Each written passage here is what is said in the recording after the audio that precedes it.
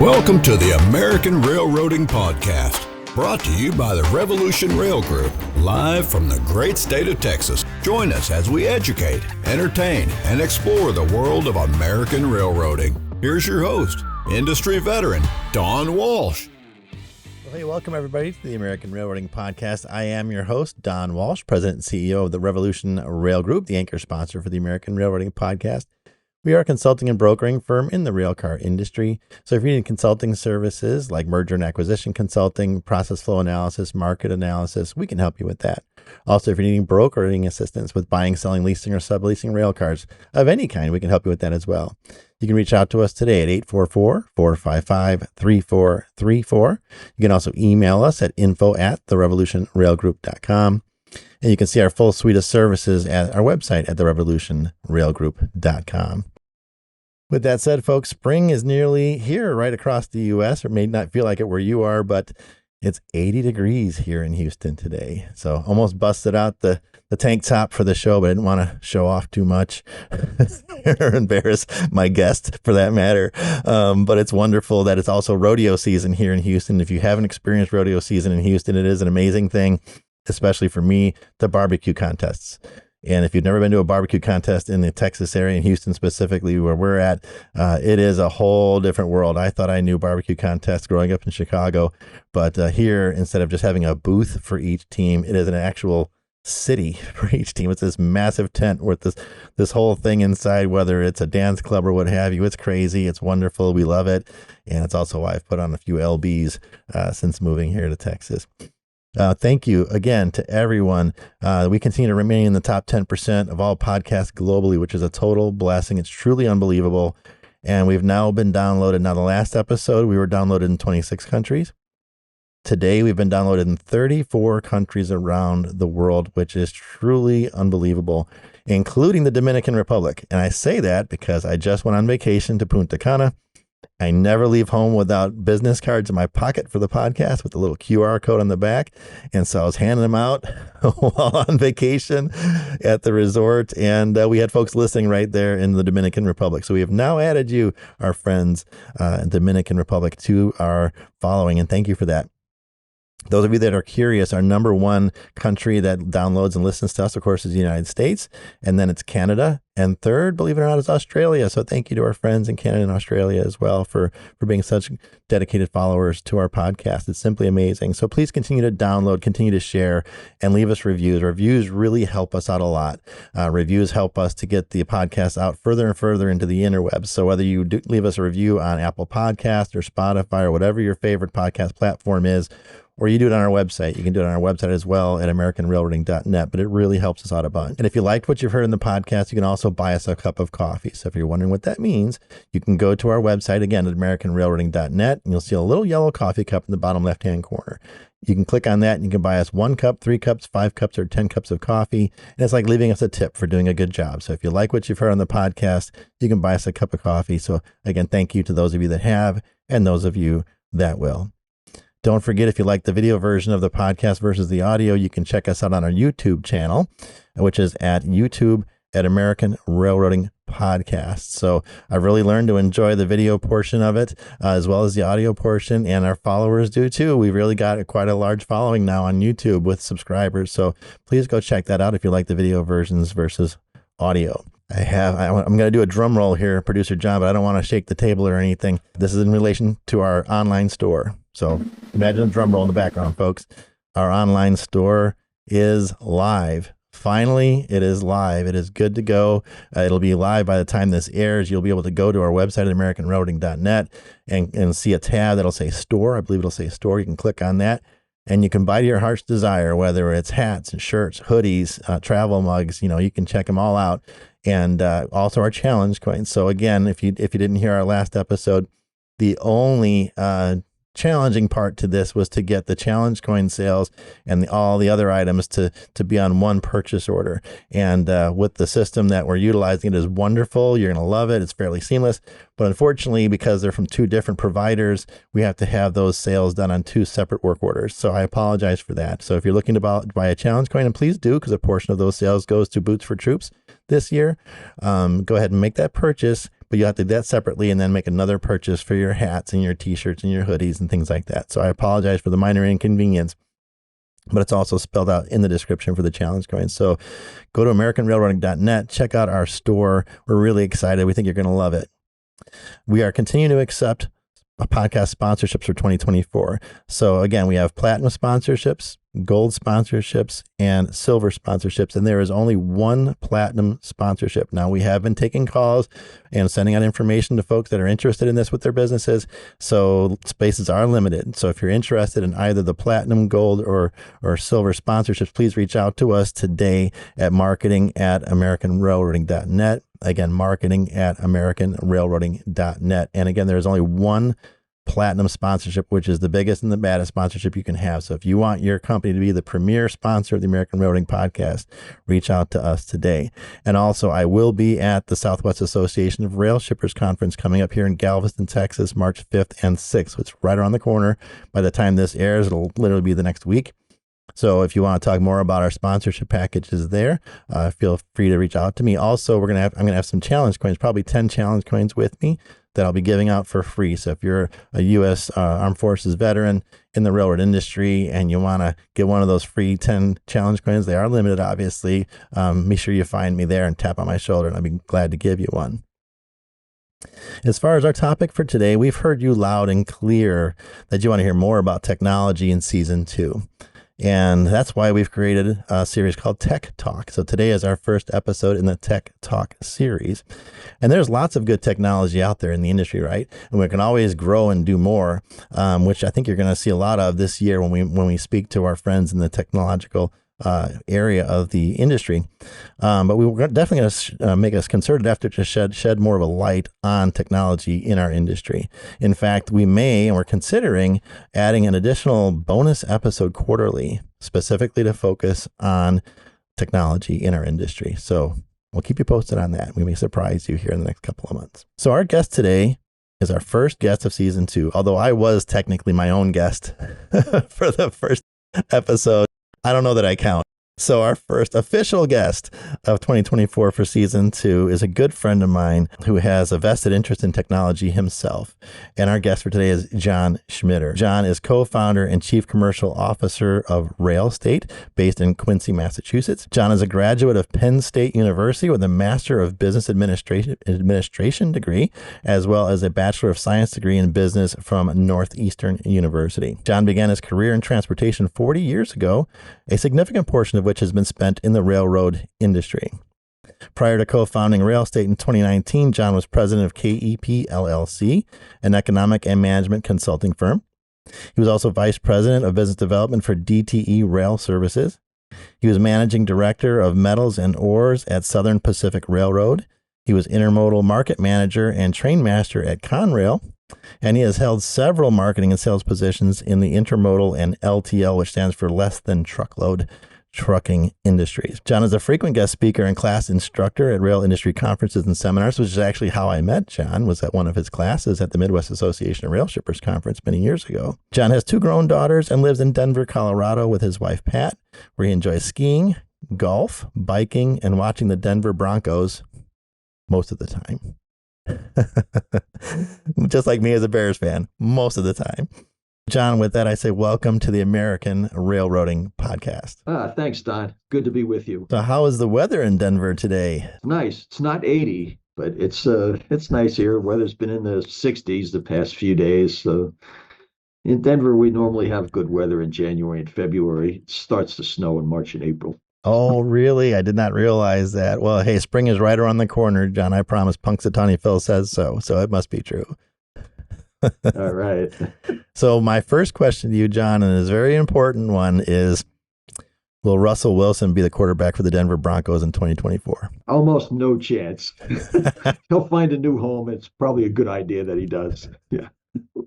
Very good. And as a Bears fan, I'm in the same boat with Justin Fields having the number 1 pick. So we'll see. We'll catch back up in a few months and see how we're doing with our predictions. So I've got to ask, so what made you decide to get into the transportation industry in the first place, and particularly the railroad industry? Well, it was always an interest of mine in school that I'm interested in lots of things transportation wise. But I didn't have a particular goal to get into the railroad business, but to be in transportation. And my last co-op job at Northeastern University, which was a 5-year co-op program, I was a line haul dispatcher for an LTL trucking company.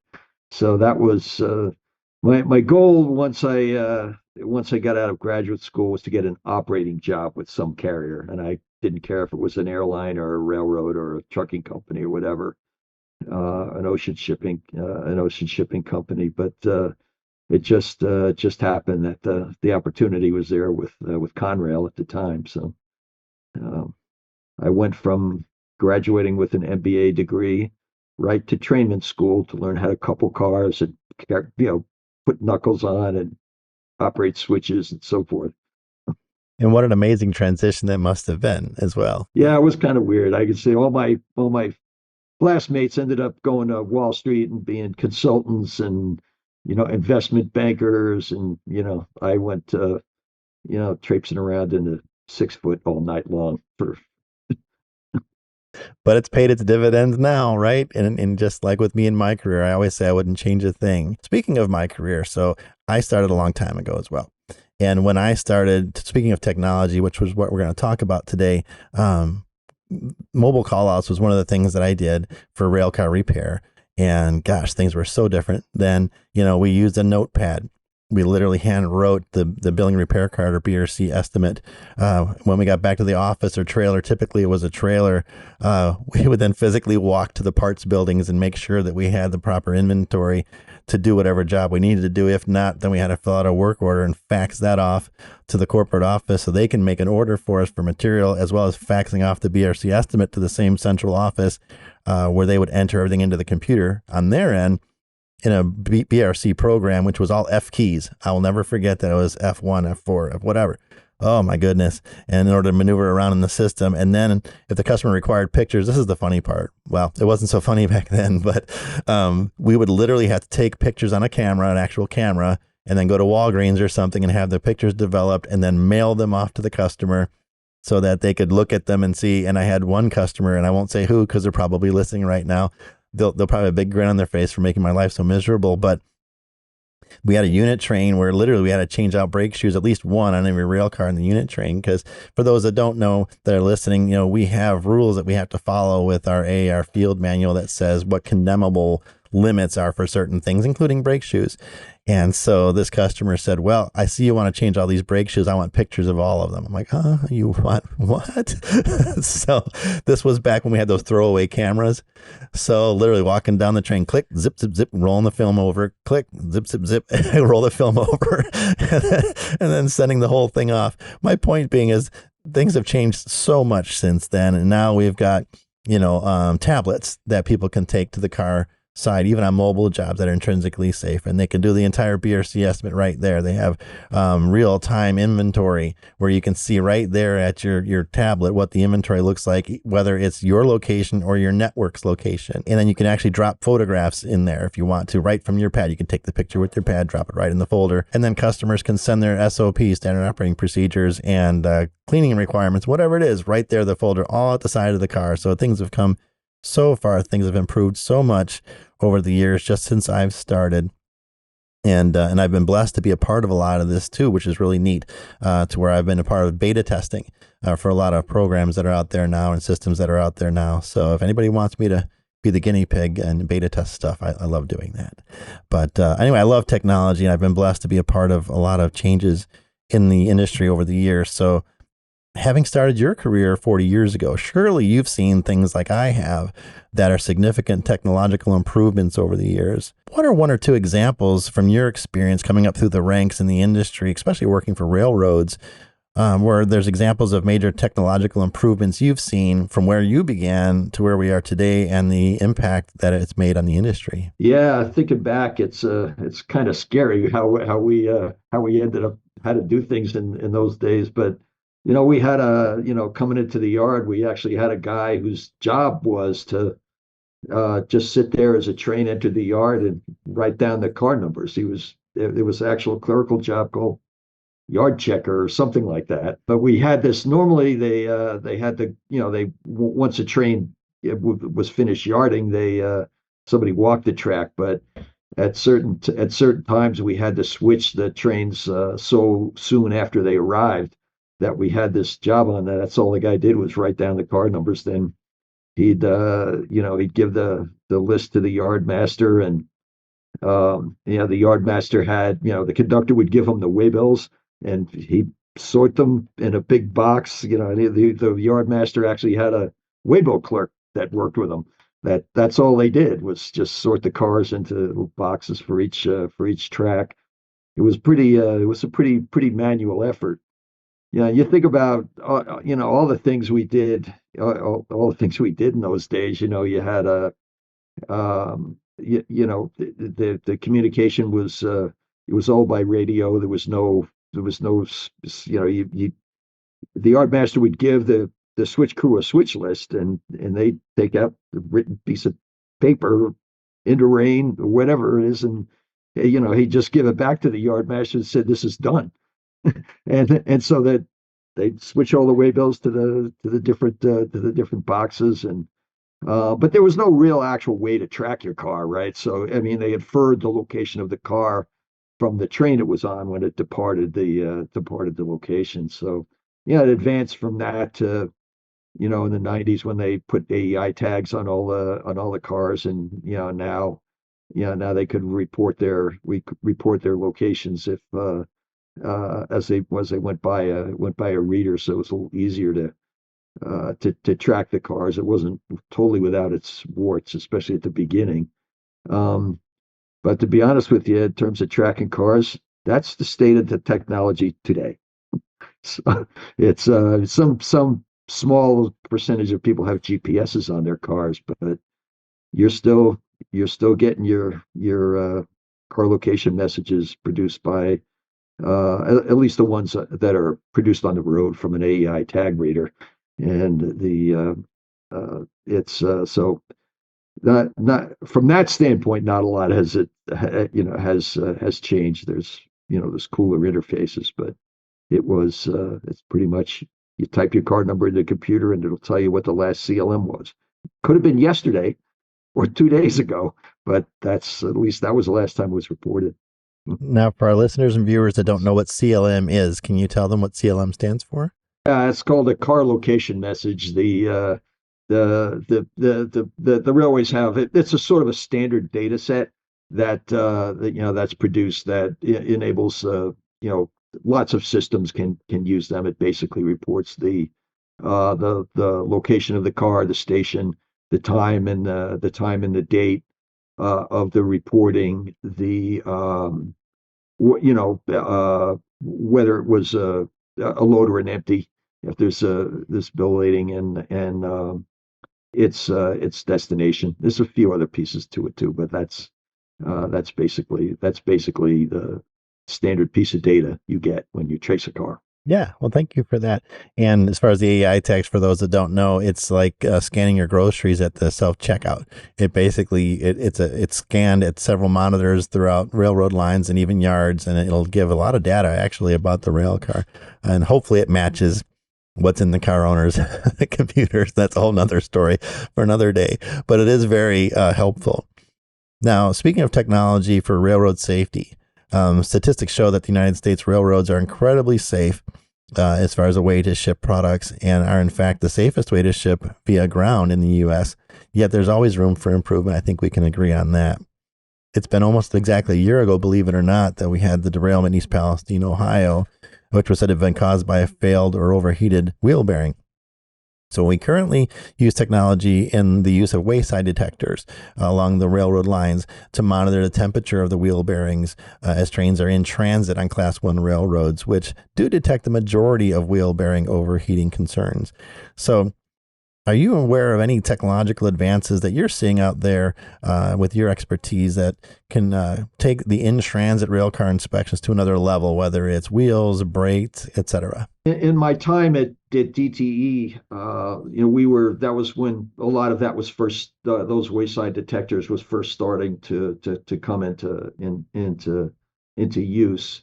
The the first ones were the wheel impact load detector, the wild detector that would, basically the impact on the wheel was sort of a symptom of a problem with the wheel, with shelling or whatever.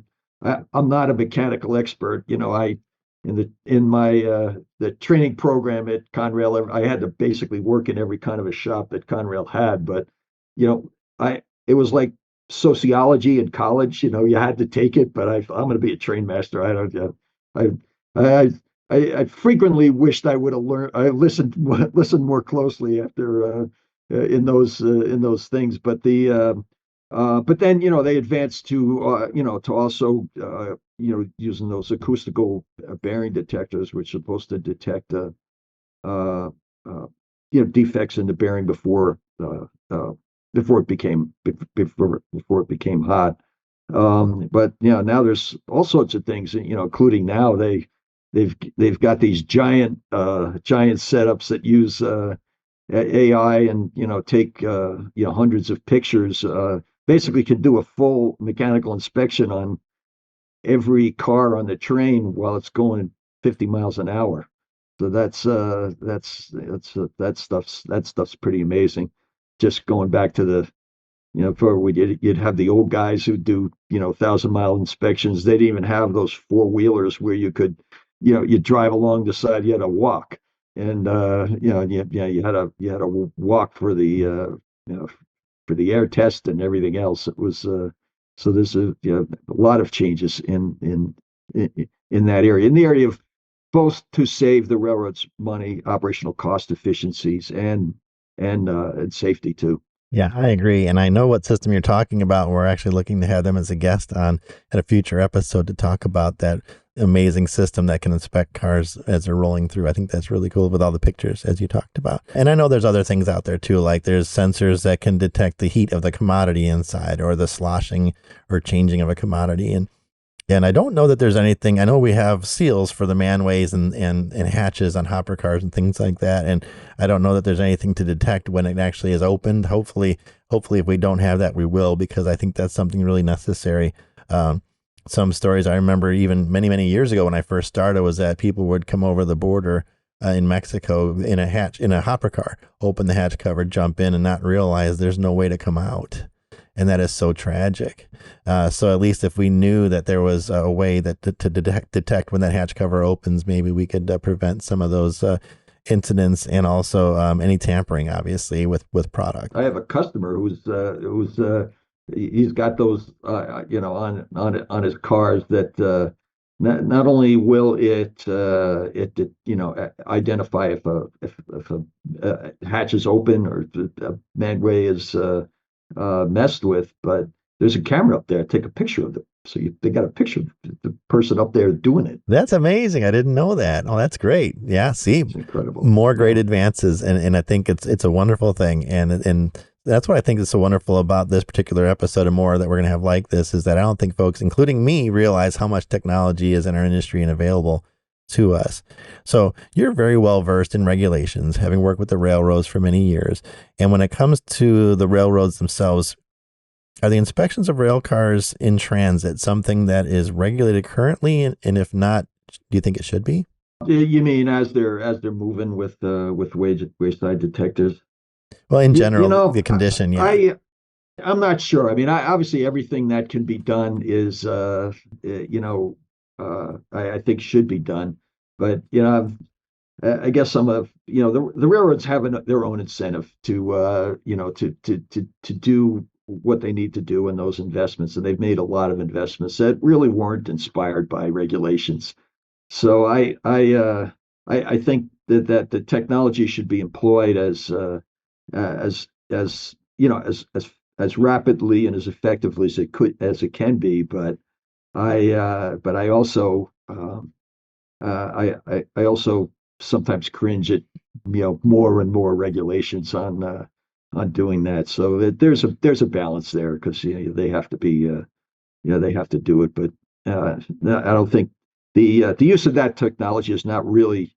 I don't think you have to necessarily fight with the railroads about it, and it's they've taken a lot of those advancements on their own. So in terms of regulation, I don't just maybe. Yeah, I completely understand, and I agree with you because they spend tens of millions of dollars a year on safety and training and new technology. So I think that's great that they do, and you're right. I think that we don't need to regulate it any further than as long as they continue to do so. So as far as railroad service issues and the need for improvement in service, with other freight transportation modes like shipping and air and highways, you can access network visibility fairly easily.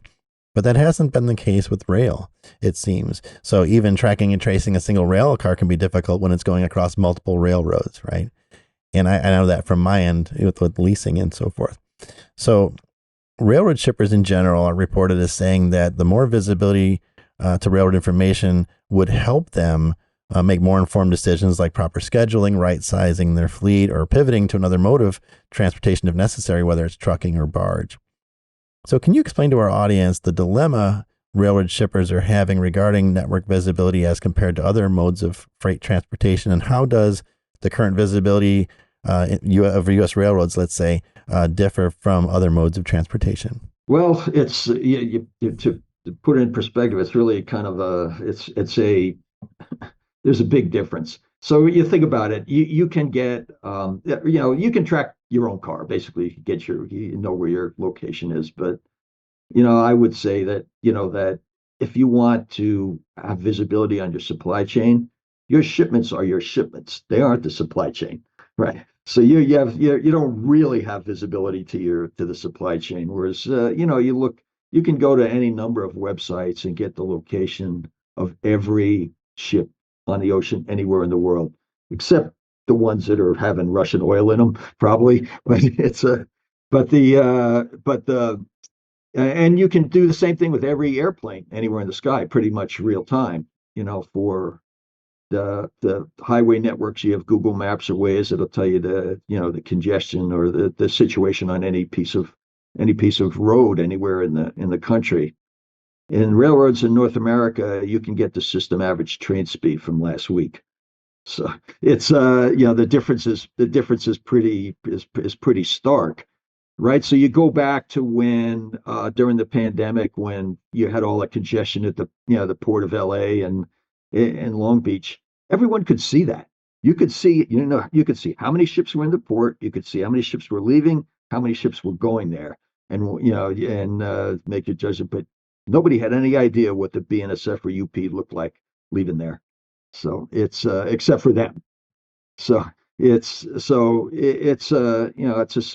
stark contrast. So you have a significant piece of the supply chain that's not that's not visible, and we can talk about what customers would do with that information, it's uh but it's a stark contrast. Well, that's a perfect segue to my next question. I think it's fair to say that shippers feel that the railroad network visibility or lack thereof has an impact, as you said, on supply chain.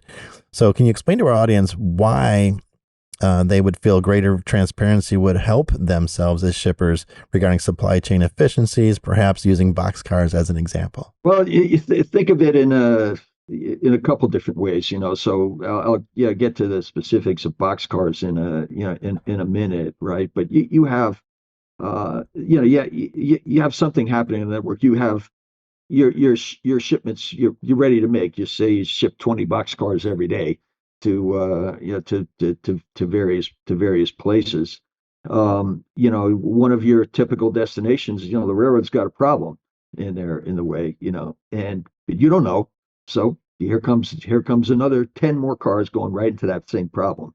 And it's whereas and even though you're the shipper and you got an order for that product, right? But you can say, well, if I knew that was a problem, I would have shipped these 10 box cars to my order that I was supposed to ship the next day and ship them in the opposite direction.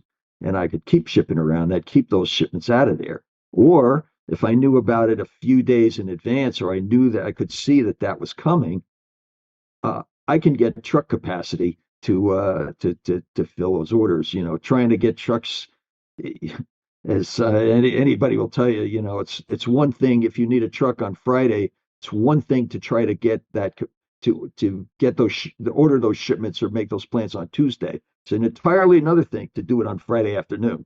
So it's from a both capacity and the cost. Um, but then you can also look at the empty supply of boxcars, right? You place your car order, the railroad, accepts or modifies your car order, and then for the following week, and then you're in the position where they start to assign cars to it, and it's only then that you can trace those cars and understand where they are and what's coming to, and which cars have supplied to your order, have been applied to your order. But you have and that could be one day away. I mean, and literally sometimes those car orders aren't filled until the cars reach a serving yard that serves your plant.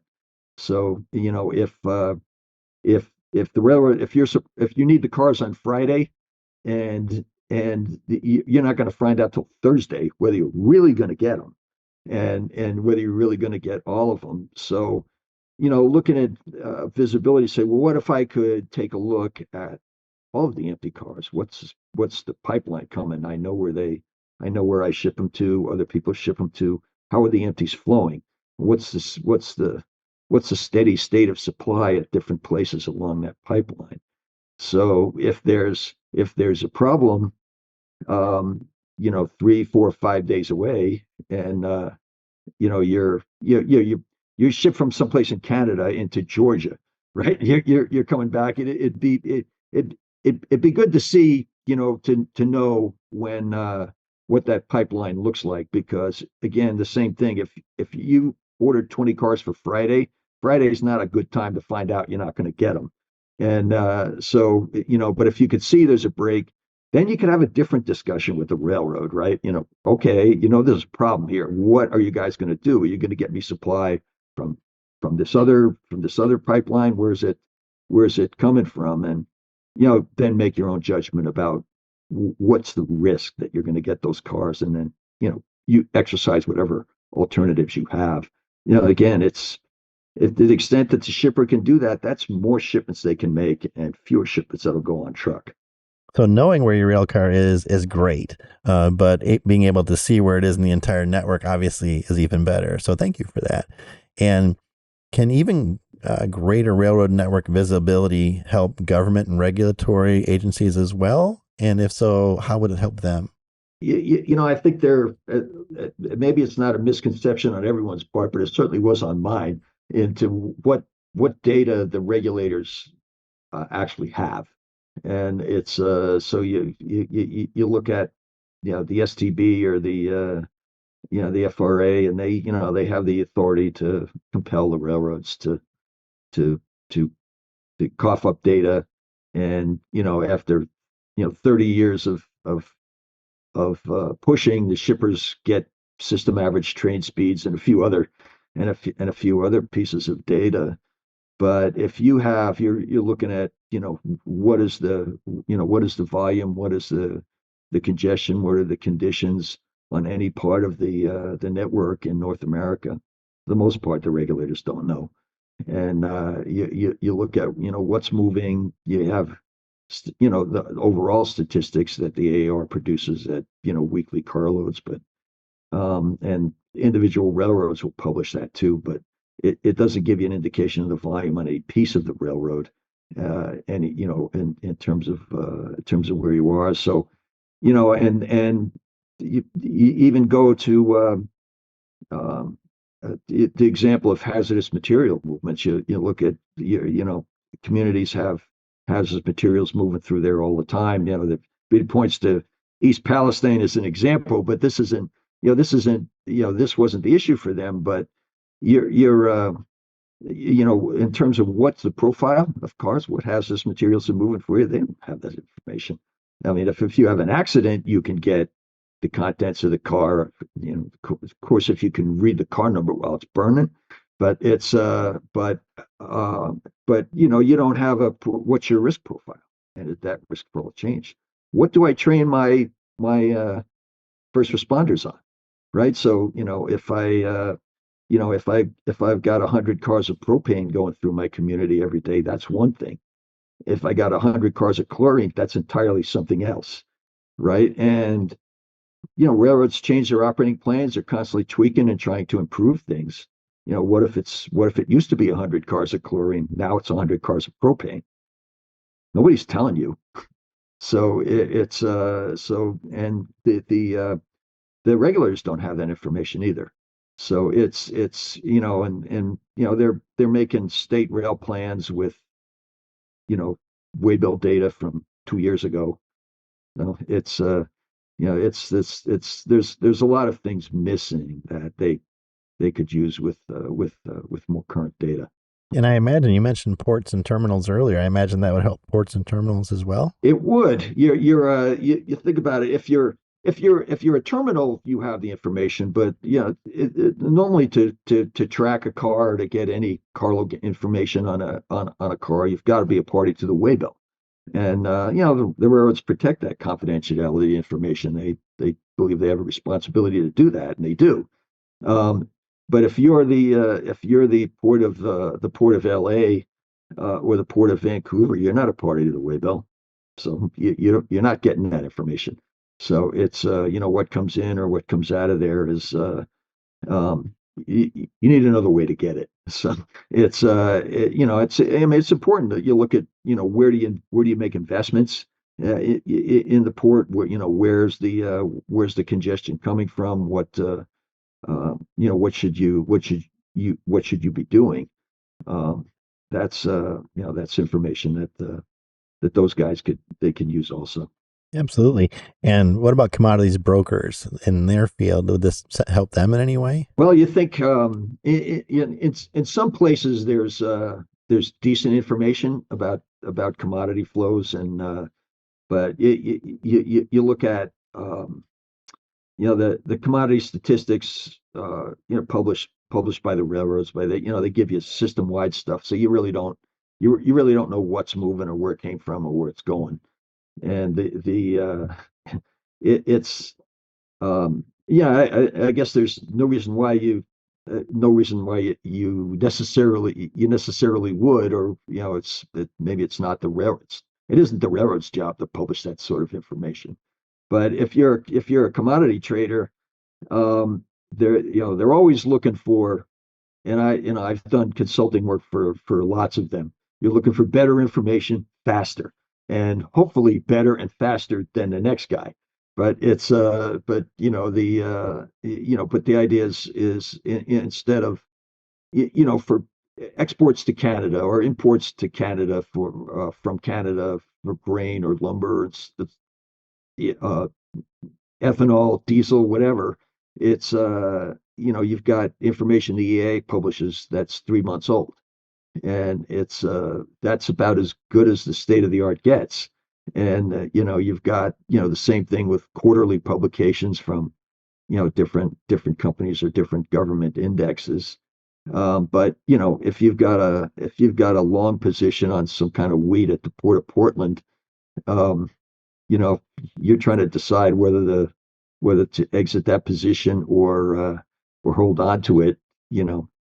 That's going to depend on what's coming out of the Midwest today. So it's entirely different, entirely different thing to look at the flows real time. So they're always looking for an edge. So, Well, and I must say, so your team and yourself at RailState, you've created a system that can help improve railroad network visibility as we're talking about all this. So do you want to take a moment and share about the system that you've created and how it works? sure.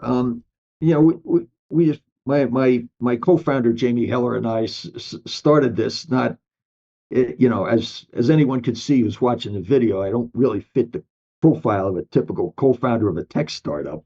In 20 years of consulting, in projects we were finding this all the time. Okay, we're trying to understand the operation. Where's this stuff coming from? What kind of trains are they moving on? How big are those trains? How many locomotives are on those trains? Where are they handled? And so forth. So it's I mean, literally, we used to sit on on hillsides and writing for the days worth of information down there. But also, and many times, we worked with customers who or trying to plan what to do with a new plant. Where should I put this investment? Where should I put this? And what the question you always get is what's the capacity? What's the supply chain look like that? What is the service on the railroad from this place, or versus somewhere else? And all you really have is anecdotal information, right? What's the railroad going to tell you? Yeah, bring it on, or no way, we're handling that. But there's no, how do you assess the risk yourself? Or even if you decide, well, I could put this plant here, should I be using truck or should I be using rail? Is it even an option? So right, so that the tracking information on your own car isn't going to tell you any of that, right? So and as well as and I'll say this, it's that this service is very inconsistent, and it's inconsistent for a lot of reasons. It doesn't have to be that way, but it is, and it has been for a long time. The railroads are private companies. They make a lot of capital investment, but they constrain capacity as business decision. And so they're gonna make a capacity, and I even all the way down to even though a particular line segment, the track and infrastructure could handle many more trains than it does now. It's limited by the amount of crews they have in those positions, and they make those business decisions, and not easy to change in the short term. It takes 6 months just to train a crew well enough not to kill themselves on the job, let alone to be really really productive. And it's hard to hire people that are qualified. So even a small increase in demand in the short term is tough for them to deal with. And every meltdown that's happened since 2005, that was the reason. Not it always, everyone's trying to make it unique. Well, it was winter in Chicago and all this stuff. Every one of the meltdowns was caused by that, for that reason.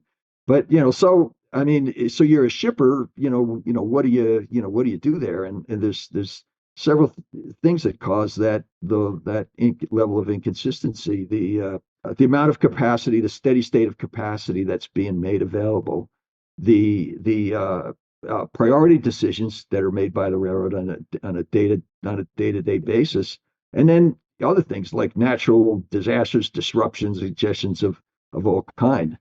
Well, tracking your own car isn't going to give you visibility to any of that, right? And if you're trying to make a decision about what to do next, knowing where your car is doesn't help you at all. And it's so that's the kind of information. And you look at the supply chains and everybody else. You look at Amazon. You look at Walmart. They study the heck out of all of that stuff. I mean, they know that's why most of their shipments are on truck.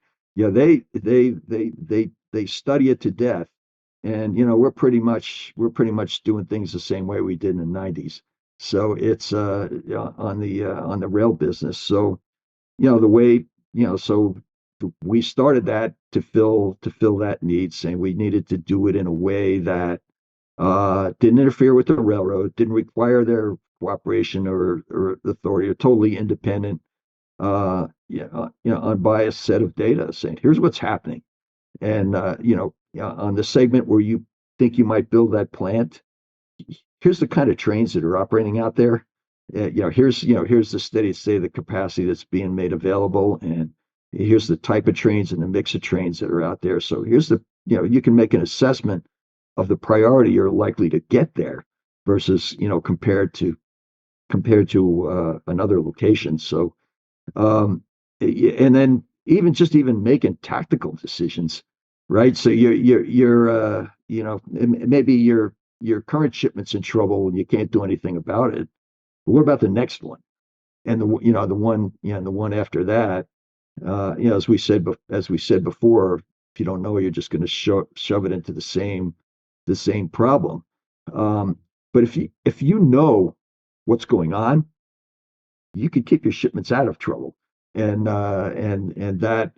make alternate decisions that would not only help you, it help the railroad too. So And the bottom line is most of what the railroads handle are bulk commodities of some sort, business that's captive to the railroad, but even things like forest products are, for the most part, maybe not captive to one carrier, but there's, a lot of that, the supply chains rely on the railroads. So, so what do you do next if you're a bulk shipper? You're you know what do you do with the next train? Do you ship it here, or do you hold it? Do something else? And how do you know that without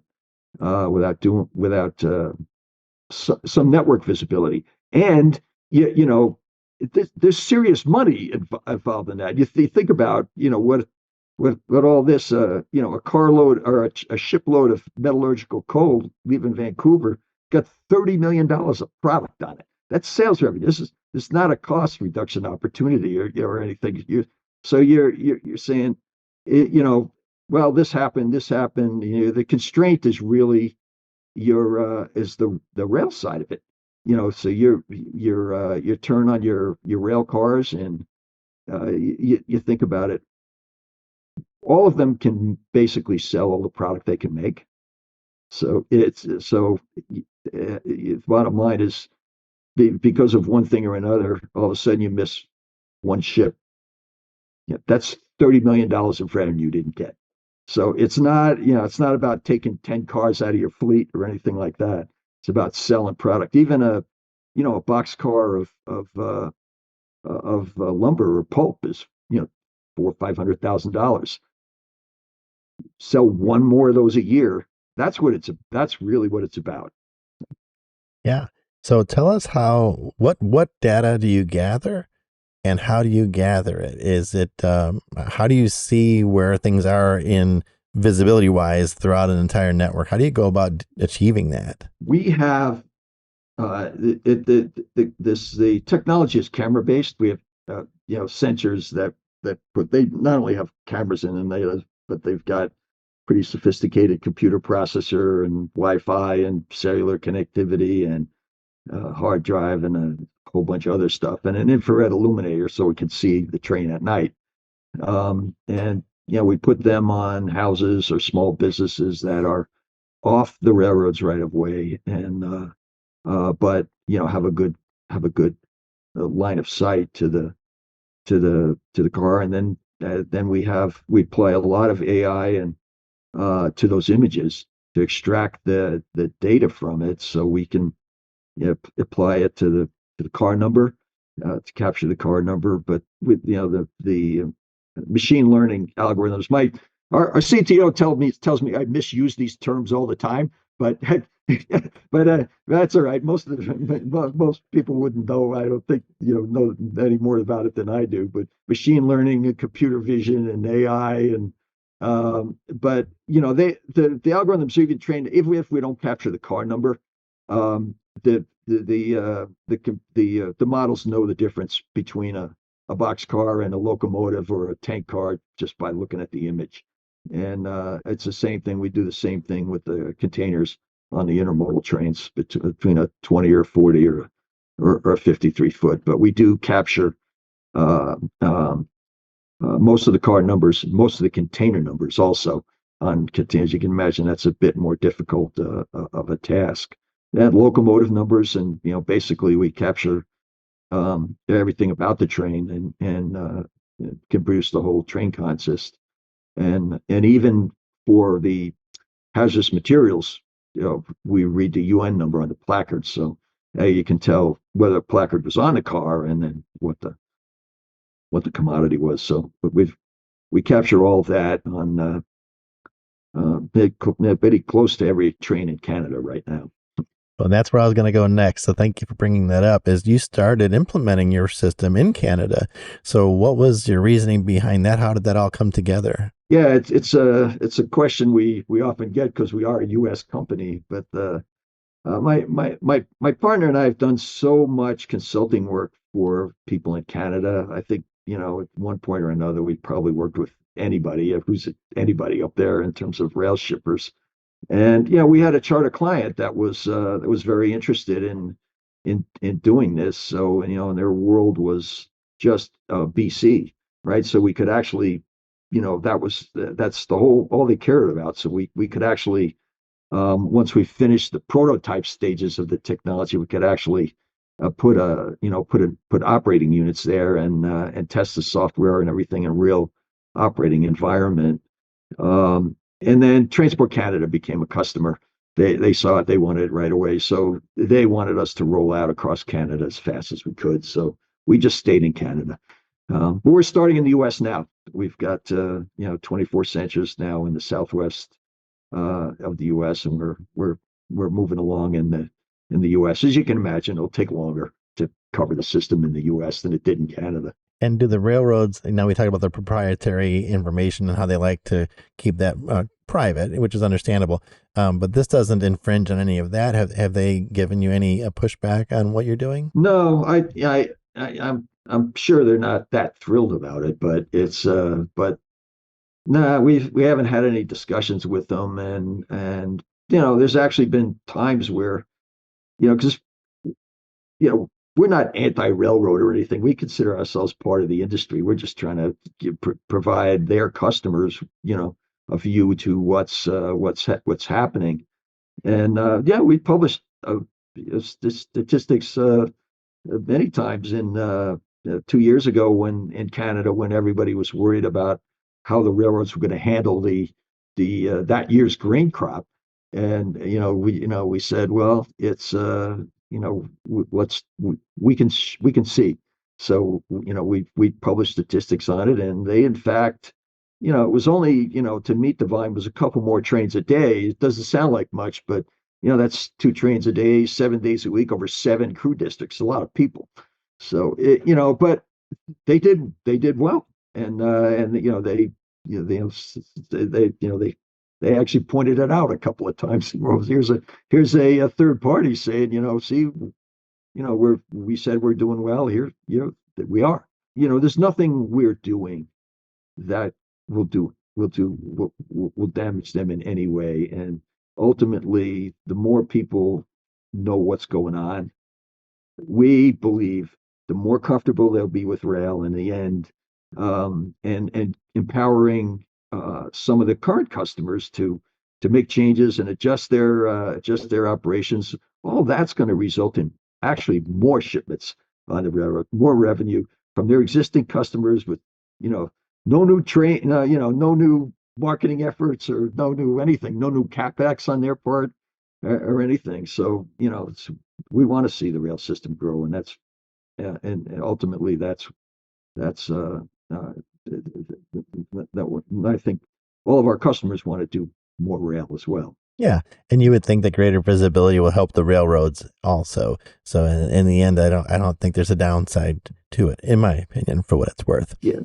So you can see, and even they don't have a good sense for it's still in with all the consolidation, still 70% of all shipments move on more than one Class 1 railroad.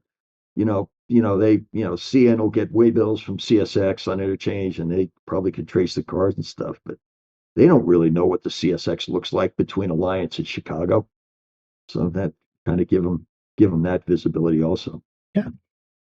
And so and speaking of other types of technology in the industry, are there any other glaring technology gaps that you see in the industry that need to be filled by someone somehow? Is there something you see out there that's, man, we'd really need to tackle that? I'm not sure. I don't, at least not things that aren't even or being attempted now. I do think the whole idea of the constant monitoring of the mechanical health of cars is important too. But there's a lot of companies out there, giving that a shot with the telematics on the cars and devices that can sense all sorts of things and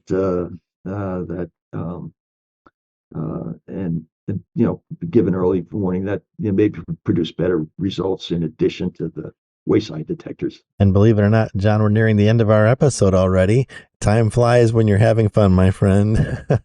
So is there anything else you'd like to share with our audience before we go? I would just add this, that the rail supply chain is, I see it from, from some of our customers and from some of the people we talk to. They, get very frustrated about your resignation. Well, I can never get the railroad to do anything, and it's what good is it's a futile exercise, and it's really not.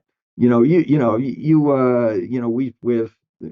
seen over the years, many people do, taking not only the data that we can provide, but take action that they be proactive with it and work with the railroad. And I think, ultimately, there's still things you can do, even if you can't get the railroad to do anything, or if the railroad can't for whatever reason. And I think, it's, the more effort you put into it, the better your results are going to be. And again, you sell one more ship, one more boxcar of, that's a lot of money to your bottom line. It's worth the effort. It is. And I think in the one case you said it was $30 million worth of effort, right? So it's definitely worthwhile. Yeah. So, John, how can people contact you if they'd like to reach out to you with more questions? You can always reach out to us. Our website is www.railstate.com, or feel free to reach out to me. It's John Schmitter at railstate.com, or you can call me 303-378-5368. I get all kinds of spam to that cell phone now. Well, it'll help you gauge on how many listeners you got. That's true. That's true. Demographics. Nothing wrong with that, John. Well, thank you so much for being our guest today. Would you like to join us again for a future episode? I would love to. Really appreciate it, Don. That's I enjoy it. Very good. But we'll probably see you at the Midwest Association of Rail Shippers Conference, I would guess, in July. I think so. Yep. Very good. Yep. I'll be around. I usually get around to most of these conferences. So you do indeed. Look forward to it. Yeah, I look forward to seeing you as well. And for those that are attending, make sure you reach out to John and say hello and tell him you heard him on the American Railroading Podcast and how much you appreciated what he shared with us today. So thank you again, John. We'll talk to you here soon. Thanks, Don. Appreciate it. Yes, sir. And something that I've been encouraged to do at the end of podcasts now is something that I'm calling my 2 cents. Just kind of made that up on the fly, right? And it's just going to be a little way in each episode where I circle back and kind of touch on at least a subject matter for the day. And so my 2 cents with technology is that we actually have way more technology in our industry than people think. They look at us as these heavy steel things that have been around for 236 years, and there's not a whole lot of technology involved. But as you've heard in today's episode, and you'll hear in future episodes, there actually is quite a bit of technology that we're utilizing, and we're going to continue to embrace technology, as I think we should. And as we talked about a little bit today, we're also using AI in the industry. And I don't think that's something to be afraid of. As long as it's used responsibly, which I have no reason to think that it wouldn't be, I think that's a technology that we should embrace as well. So I'm a technological dork. I love technology. So I'm looking forward to talking more about it this year as we move along in season 2 and into other seasons as well. But again, my 2 cents is embrace the technology, enjoy it, and utilize it in the best ways that we can to improve on safety and efficiency and in any aspect of the industry that we can. So anyway, moving on to the end of our episode here, I want to recognize our anchor sponsor once again, which is the Revolution Rail Group. We are a consulting and brokering firm in the railcar industry. So if you're looking for assistance with process flow analysis, market analysis, merger and acquisition analysis, or even assistance with short-term management needs, we can assist you there. Also with brokering, we can help you with buying, selling, leasing, or subleasing rail cars. You can reach out to us today at 844-455-3434. You can email us at info@therevolutionrailgroup.com. And you can check out our full suite of services at therevolutionrailgroup.com. And don't forget, our online store is live. As you're hearing this, I want you to, once you're finished listening to us, listen to it all the way to the end. Listen to it twice if you want to. But then go to our website at americanrailroading.net and check out our store. I think you're going to love it. Stay tuned for our next episode. And again, we may have some pop-up additional bonus episodes here coming up over the rest of the year, maybe 1 a quarter. So pay attention for that. Stay tuned. We have a lot of good stuff coming up this year in season 2. God bless. Make it a great day, and we'll see you next time. Thanks for joining us on the American Railroading Podcast. If you've enjoyed what you've heard, please subscribe to the show on your favorite podcast app. And if you have a topic you'd like us to cover on a future episode or want to support or sponsor the show, please visit our website at AmericanRailroading.net.